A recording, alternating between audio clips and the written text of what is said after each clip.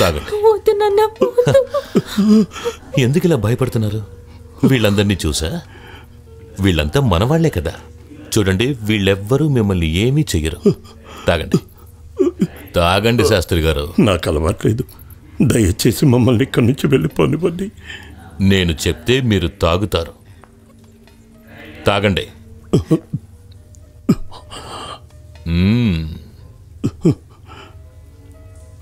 Come on.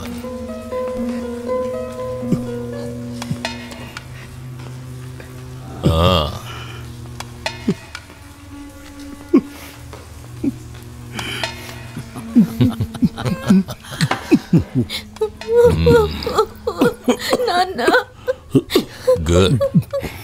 ఇప్పుడు మీరు dance చేయాలి. ఆ తర్వాత ఇక్కడి నుంచి వెళ్ళిపోవచ్చు.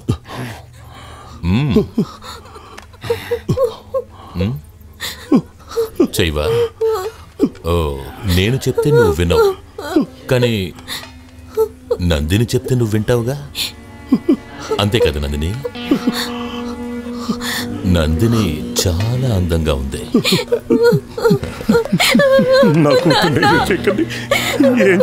ఓకే, అయితే డాన్స్ చెయ్యి.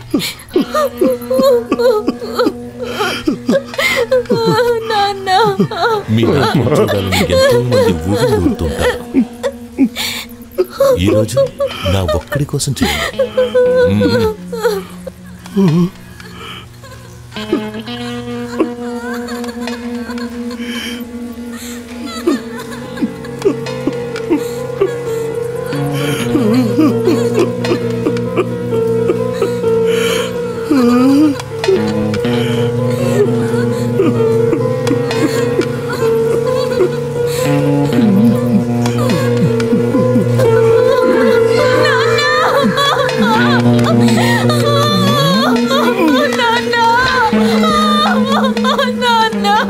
నందిని,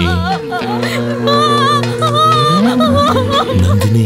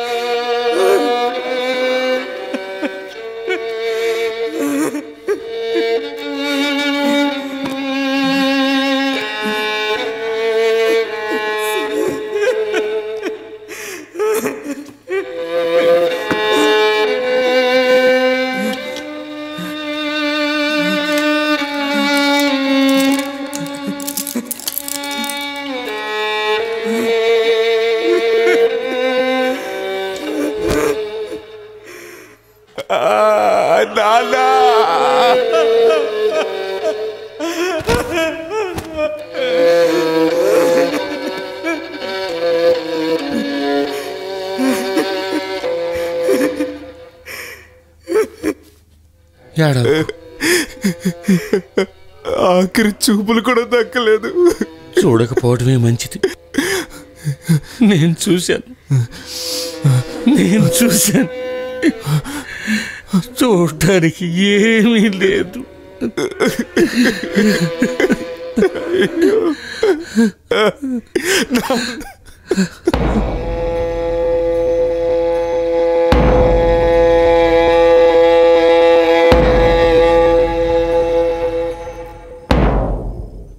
విజయ్, కళాకారులందరూ మానసికంగానూ శారీరకంగానూ సాత్వికులు, సాధువులు. రౌద్రం, బీభత్సం అన్నీ వేదిక మీదే. మీ నాన్న కూడా అటువంటి వారే. అంతులేని ప్రతిభ, అభిమానం మాత్రమే ఆస్తులుగా భావించిన అమాయకులు. మనస వాచ కర్మణ ఒక్క తప్పు కూడా చేయలేదాయన. నందిని కూడా అటువంటిదే. మనందరం ఏం ఆశించాం? దేశంలో అందరూ బాగుండాలని కోరుకున్నాం. ఆర్కే ఎవరికేం కీడు చేశాడు? తమను ఎదిరించి మాట్లాడేవాడు ఎవ్వడూ లేడనే వాళ్ళిలా అమాయకుల్ని నిర్దాక్షిణ్యంగా చంపుతున్నారు. కానీ విజయ్, నువ్వు తెలుసుకోవాల్సిన విషయం ఒకటి ఉంది. ఒక నర్తకుడి మనసులో అన్ని భావాలు ఉంటాయి. నాట్యాన్ని కొనసాగించు.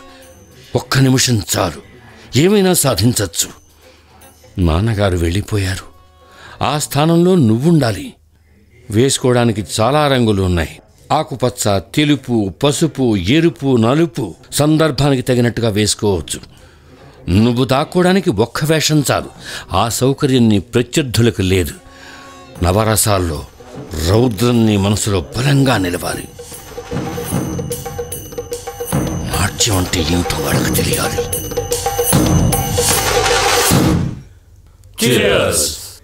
సుబ్రహ్మణ్యం, ఎంతైనా ఆర్కే మీ పార్టీ మనిషి. కానీ అతని వల్ల మీకు ఎప్పుడూ ఇబ్బందిగానే ఉండేది. ఈయనకి మాత్రమే కాదు, 10 రూపాయలు సంపాదించుకోవాలని కోరుకునే వాళ్ళందరికీ అతను అడ్డుగానే ఉండేవాడు. బతకడం తెలియనివాడు.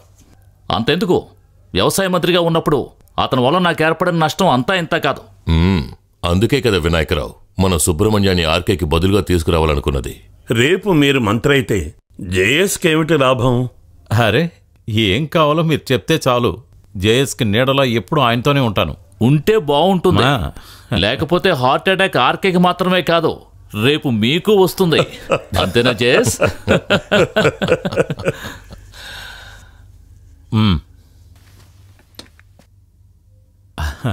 అరే విజయ్, రా రా రా.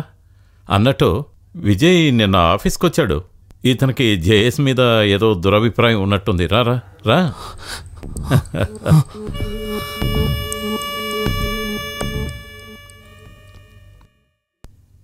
ఇతను మన శాస్త్రి గారి అబ్బాయి కదూ? పేరేంటి? విజయ్ కృష్ణ. విజయ్ కృష్ణ. ఎస్. నీ విషయం గురించి సుబ్రహ్మణ్యంతో మాట్లాడాను. అయినా మన చేతుల్లో ఏముంది? చాలా మంచి మనిషి. ఆత్మహత్య చేసుకోవడానికి కారణం ఏంటని ఎంత ఆలోచించినా నాకు అర్థం కావట్లేదు. 10 మంది ఏదేదో అనుకుంటున్నారు. అవన్నీ నిజం కాదని మనకి తెలుసు కదా విజయకృష్ణ. ఆ విషయాలేవి విజయ్కి తెలియదు అనుకుంటాను. నువ్వు మీ నాన్నతో గొడవపడి ఇంట్లోంచి వెళ్ళిపోవడం వల్లే ఆయన ఆత్మహత్య చేసుకున్నారని అనుకుంటున్నారు. చూడు, జేఎస్కి చాలామంది ఫ్రెండ్స్ ఉన్నారు. ఐ మీన్ యుఎస్లో కానీ మరో చోట కానీ నీకు మంచి ఉద్యోగం ఇప్పించాలని మేము ఆలోచిస్తున్నాం. వెళ్ళాలి. ఇక్కడి నుంచి దూరంగా వెళ్తేనే నీకు మనశ్శాంతి ఉంటుంది. తర్వాత వివాహం చేసుకుంటే ఓ కుటుంబం ఏర్పడుతుంది. లేదంటే మరణించిన వారి జ్ఞాపకాలతో నీ లైఫ్ స్పాయిల్ అవుతుంది. పాపం మా నాన్నగారు ఎవరికి ఏ ద్రోహం చేయకుండా జీవించిన పగటి వేషగాడు. నేనొక్కసారి కాళ్ళు పట్టుకొని క్షమాపణ అడిగే అవకాశం కూడా లేకుండా, ఒక్కసారి చూడ్డానికి కూడా వీలు లేకుండా నా తండ్రిని చెల్లెల్ని కాల్ చేసావు కదరా దుర్మార్గుడా!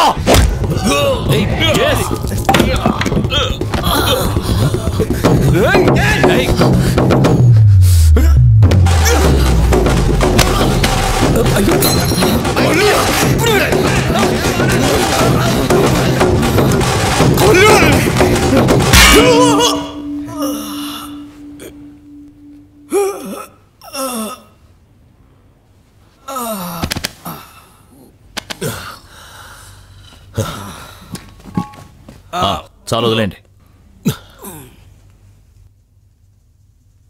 ఎక్కడో చోట బతుకుతావులే అనుకుంటే నువ్వు మా మీద కక్ష కట్టి ఇక్కడికి వస్తావా? జేఎస్ గుండెల మీద తన్నాడు. వీడు బతకడానికి వీల్లేదు. వద్దు, చంపొద్దు. కానీ వీడిని ఇలా వదిలేస్తే మాత్రం ఈ కుప్పిగంతులు వాడు ఏం చేస్తాడు? చంపొద్దనే కదా జేఎస్ చెప్పాడు. ఇక ఈ విషయం గురించి వీడు కల్లో కూడా తలుచుకోకూడదు. ఒరే విజయ్గా,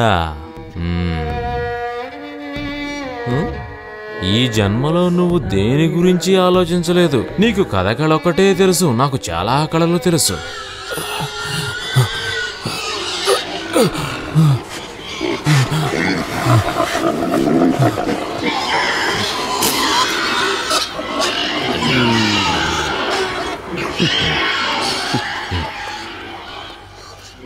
నువ్వు మంచి డాన్సర్ అవ్వట కదా.